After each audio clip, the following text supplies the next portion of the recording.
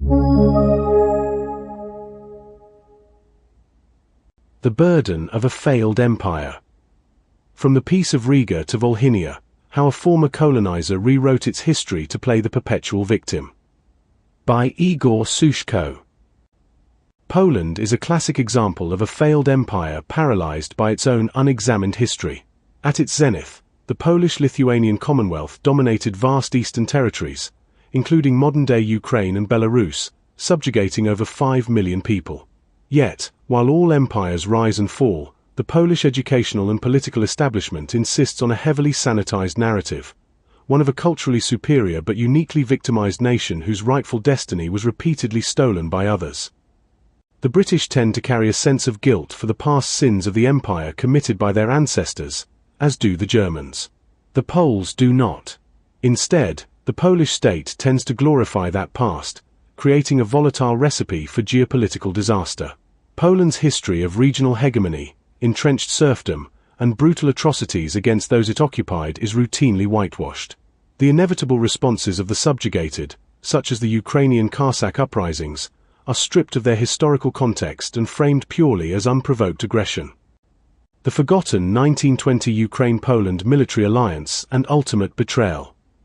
Polish historical memory fiercely guards the 1920 miracle on the Vistula as a glorious, solitary triumph where Poland saved itself and all of Europe from the Bolsheviks.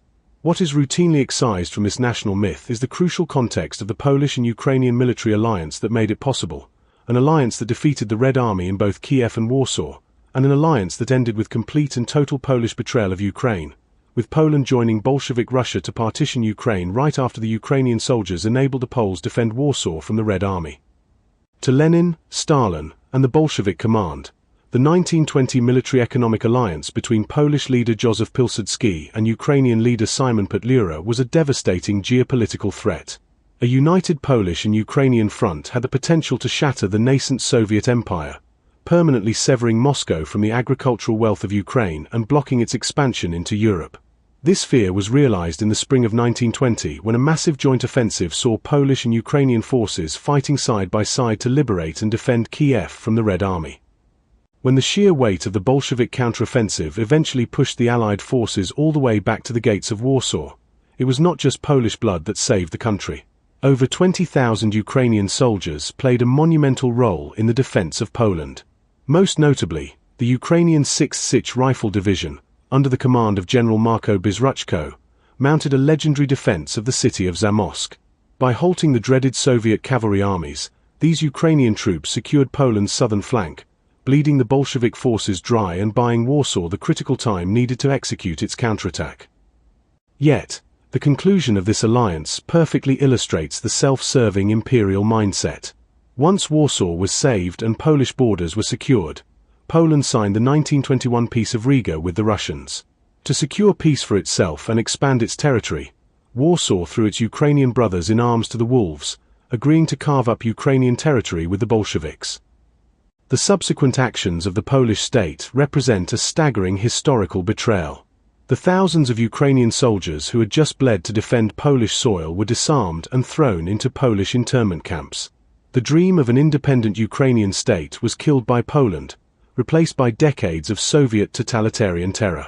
Modern Polish political narratives deliberately ignore this when lecturing Ukraine about history. The contextual void of the UPA. This dynamic of selective historical outrage is most glaringly evident in the contemporary Polish discourse surrounding the Ukrainian Insurgent Army, UPA, and the World War II massacres in Volhynia. Following the 1921 partition of Ukraine with the Russians, Poland systematically transferred expropriated land belonging to local Ukrainian farmers to imported Polish colonists. The Ukrainian population was violently subjugated to enforce this demographic engineering. In Polish nationalist narratives, the slaughter of Poles by the UPA is frequently portrayed in a vacuum, treated as an inexplicable explosion of unprompted savagery. This is a common tactic deployed by failed empires: conquer foreign land, steal property from the locals, repopulate it with your own citizens, and then cry foul when the subjugated inevitably rise up with a vengeance once the occupier weakens. In this context, feigned Polish innocence regarding the violent blowback in Volhynia, a territory they had cynically occupied as part of the pact to partition Ukraine with Moscow just 2 decades prior, is profoundly disingenuous. Poland's selective framing willfully obscures the deep, sequential history of mutual atrocities that preceded that particular bloodshed. The Ukrainian resistance emerged from a deeply entrenched anger over centuries of Polish colonial dominance and the fresh wounds from the profound betrayal of Ukrainians by the Riga Pact Poland signed with the Russians, which were then exacerbated by the aggressive interwar policies of the Second Polish Republic. These policies included the aforementioned land appropriations, forced Polonization, the destruction of Orthodox churches, and the violent military destruction of Ukrainian villages. During World War II, the Ukrainian resistance was fundamentally engaged in a massive war for survival on multiple fronts yet again, fighting against the 2 major totalitarian empires occupying their lands, Soviet Russia and Nazi Germany. The violence against Poles occupying Ukrainian land from 20 years earlier was one brutal theater in a much larger, existential struggle for Ukrainian statehood. It was neither the sole purpose of the UPA nor does it define it.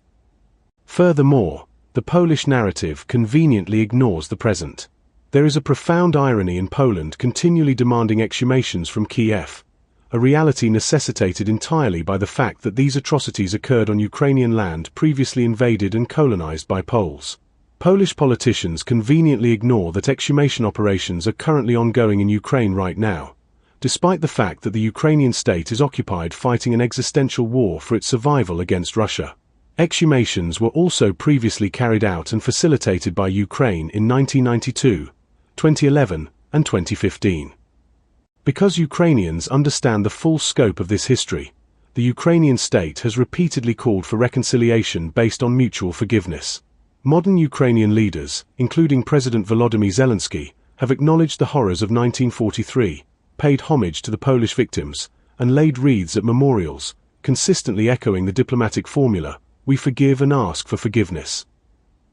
Yet, Poland vehemently rejects this shared framework. Warsaw demands a unilateral, formal apology and endless, one-sided contrition from Kyiv, while entirely refusing to apologize for its own foundational sins. The unfathomable betrayal of the formal military alliance with Ukraine in 1921, internment of Ukrainian soldiers immediately after they helped defend Poland from the Red Army, the pact with Russia that led to Polish occupation of parts of Ukraine including Volhynia, and the brutal colonization, which all served as the undeniable root causes of the ensuing 1943 massacre. Enshrined cognitive dissonance. This historical cognitive dissonance and victimhood is literally enshrined in the Polish national anthem, which exalts Stefan Czarniecki for his defense against the Swedish deluge centuries ago as a hero who saved a victimized Poland.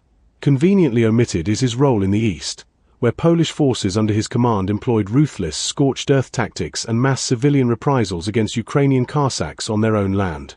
While atrocities were undoubtedly committed by all sides during these conflicts, the uncritical lionization of figures responsible for mass slaughter perfectly encapsulates Poland's selective amnesia. The destruction of the Polish state by Nazi Germany and Soviet Russia in World War II, which claimed the lives of roughly 6 million Polish citizens and wiped out its Jewish population, was a profound historical trauma.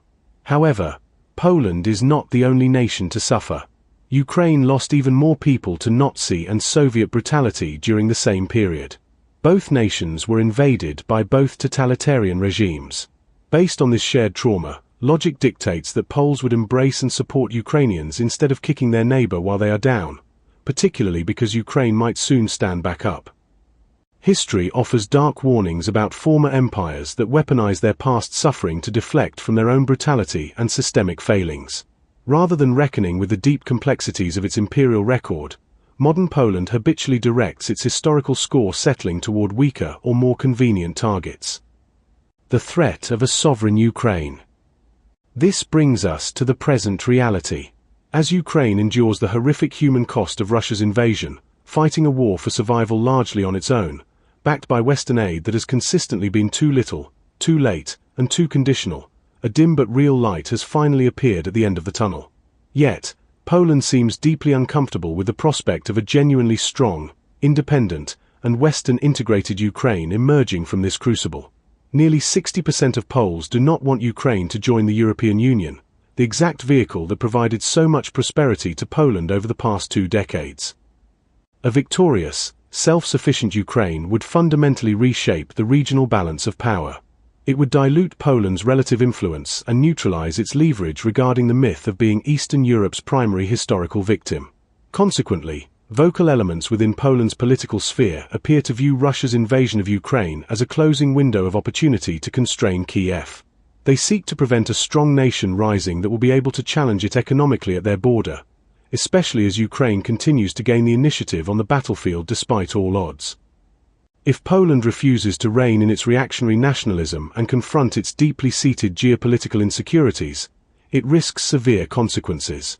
The ultimate result will not be a return to regional dominance, but a harsh geopolitical reckoning, one that will inevitably be imposed upon Poland by the much stronger powers in Europe who form the nucleus of the European Union. What is your view? Share your thoughts and comments. The Race Car Driver is a reader-supported publication. To receive new posts and support my work, consider becoming a free or paid subscriber.